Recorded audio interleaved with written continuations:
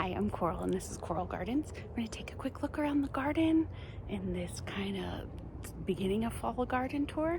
See what's left growing and what's finished up. Okay, I'm going to hope my camera has enough juice for this, but I decided I better do a garden tour because I'm about to harvest a bunch of things and I'd like for you to see them first. So the herbs are getting punier and punier.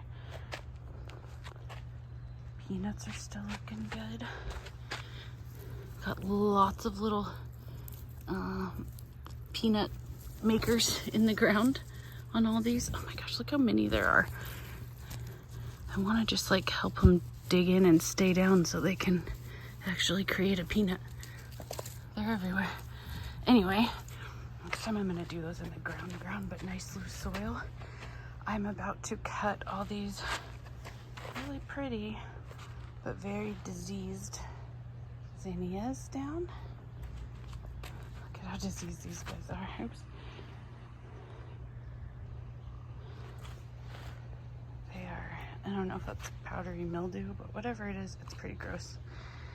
And I don't want it to spread to anything else. I think these guys are clearly less susceptible, but this pot will just have gomphrena and celosia. But the celosia is looking really pretty. I'm going to use some of these in a wreath that I'm going to make with all the corn that I've collected, the fancy corn. And I'll put a picture of that right here. Look at this little daisy with the blue middle. It's hard to see how blue it is because it's not very light out here, but pretty for sure. All flowers you want a deadhead so that it doesn't think it's done. These potatoes started flopping over and then I just added a bunch of soil because they had some that were to the top of the dirt and coming out. So I think I'll just keep letting them live, but they're very flopped over. All of them would really like a little more sun. We need to move this out of the shade. But definitely heavy, and these containers are already kind of broken, so gonna be a tough move for Cam. Anyway, on to the Three Sisters, which I gotta stop calling it that because we never got around to planting beans, and because the corn stalks weren't that strong or tall to keep the beans anyway. But we have a bramble mess of watermelon that got tangled on itself in the wind, and I never tried to fight it. I think that this one is going to be a pumpkin, but I don't know for sure. And then these are what we're going to be harvesting. These all have really hard to put your fingernail in now. So tons of spaghetti squash. This guy has a little pumpkin on. And I now have directed him over to this trellis because he's actually growing up and these other guys seem to have a bush growth habit. Anyway, the biggest thing though is there's so many spaghetti squash.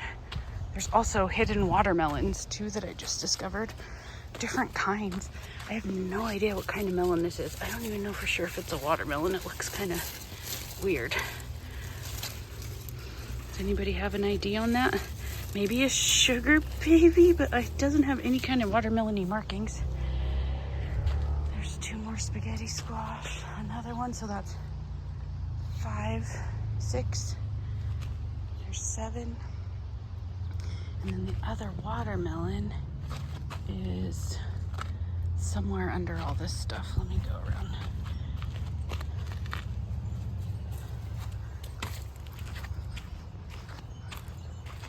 Just step very carefully in this area. Where did that other watermelon go? It's like a very light colored guy. Oh, there it is. So I think this one could be Charleston Gray. Oh no, he has a big blossom end rod. Good thing I noticed that. I'm just gonna pick him. Waste the plant's energy. Maybe I'll try and cut him open and see what it looks like in there, or I'll give him to the chickens. But that's a bummer. I was excited for surprise watermelons. Whoa, hi little songbird. The other day I was out here and a hawk tried to catch a crow in midair. The crow was bigger than the hawk. And they flew right up over there. I was like, what the heck just happened? Okay, sorry. Back to the garden tour. So I pulled pretty much all the corn off of these. I think there's a chance when we cut them all down, I find a stalk or two. But I think I got all the really pretty ones and the bigger ones. Next year, I am definitely determined to baby them a little bit more so that I can get bigger. There's a little bee down in there. Oh, 2 bees. Why does it look like he's having a hard time getting out?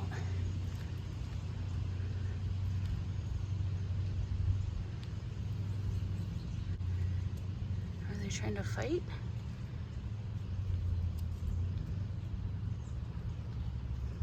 The one at the bottom looks kind of weak.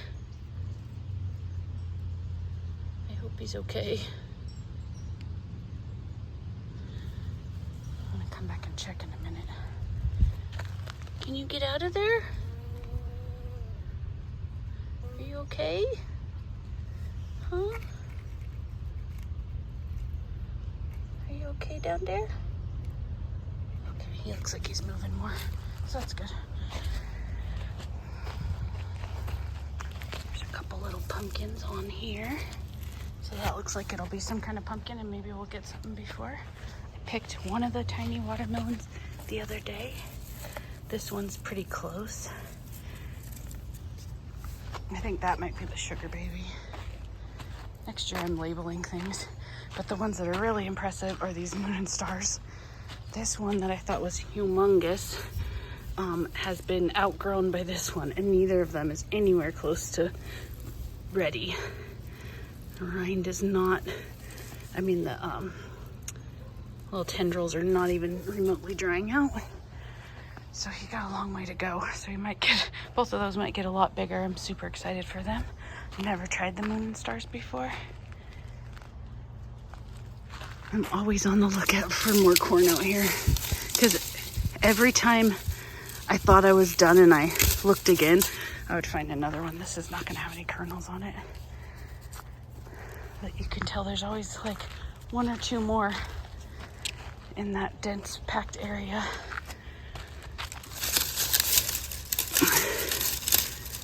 So I definitely think when we cut them down, there will be a cob or 2. It'd be really fun if there was a pretty one.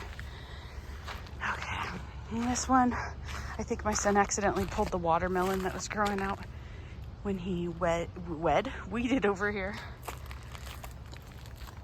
Now, let's go look on the inside of here. Hollyhocks still trying to make their way. Some of these guys are very ready.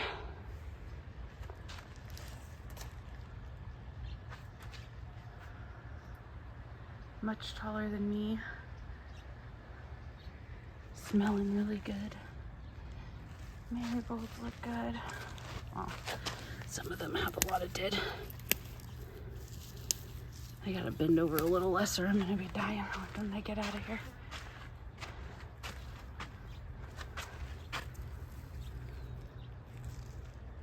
There's a weird little bug on that guy. Getting more and more tomatoes. They really desperately need to be trellised some more. This one is especially productive. I thought it was sun gold, but then they also seem like they ripen to red, so they're good at either stage, whatever they are. Need to feed everything so we can get a little bit bigger. These guys are looking like they're done and ready to be harvested, don't they? Some of them didn't grow that big. Some got a lot bigger than others.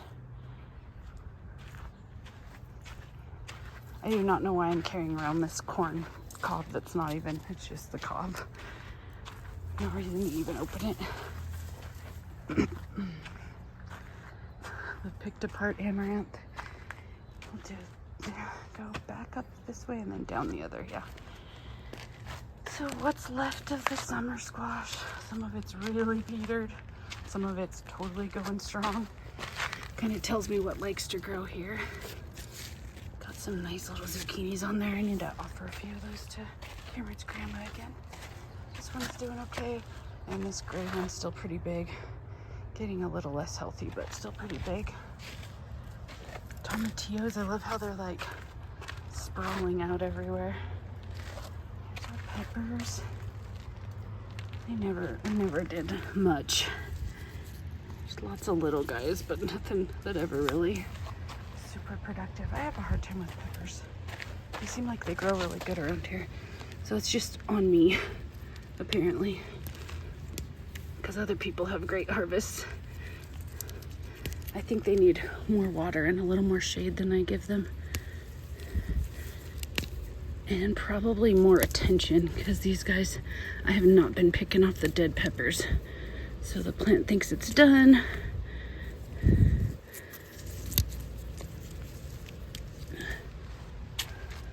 Oh, there's another carrot in here that I didn't know about. That I guess we'll make some seeds again and we'll pull out.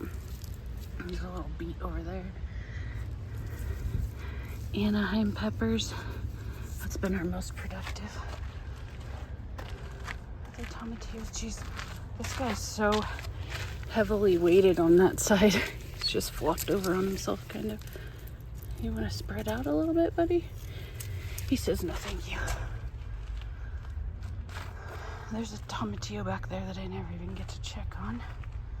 And then my determinate tomatoes. I have a whole bunch of, some are on the ground here. These striped kind of Roman varieties. They look like a paste tomato. And then these guys who need cages, making some little guys.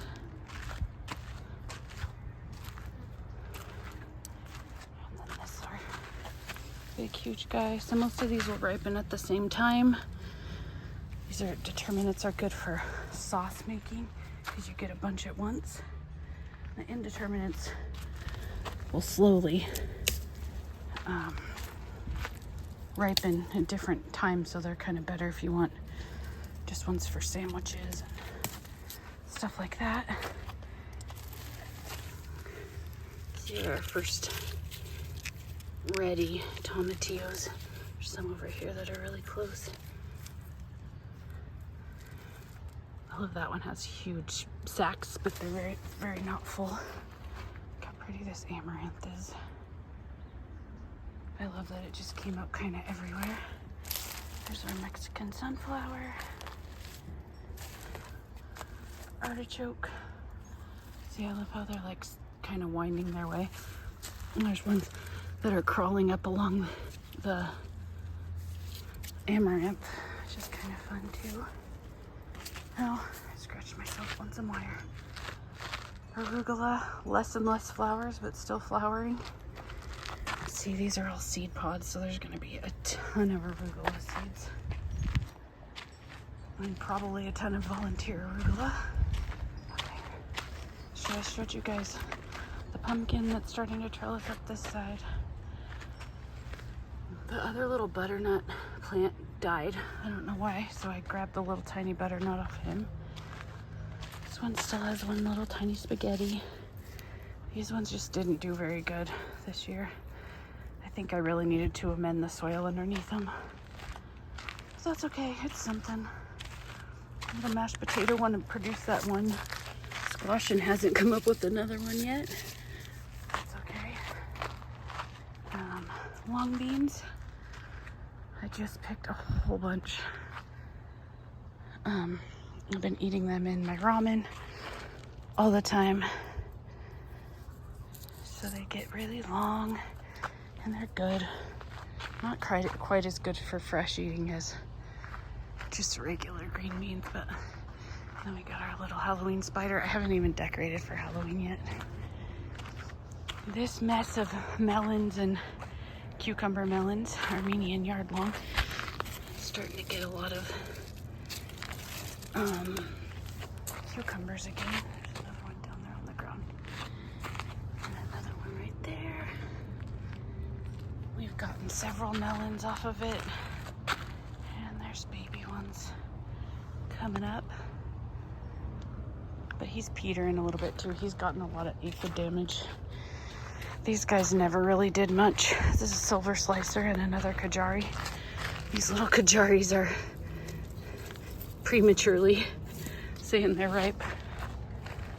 And then our little amaranth trellis, which is not that impressive, but these little guys are pretty cool. The little like tertiary heads that this one grew to keep going. So yeah, that's the garden on October 10th. Last little hurrah. Hopefully we get a few more really good harvests off of it. And a bunch of good melons. Thanks for hanging out with me today. I'm gonna have a lot of good lessons for the next garden season that I learned. And it's all, you know, learning to grow in general and then learning to grow in new environments. It's a whole different ball game, but it's really fun and interesting as you go along and make some mistakes and you learn from them. Such is life. Best way to learn things. Anyway, thanks for hanging out. Have a good day.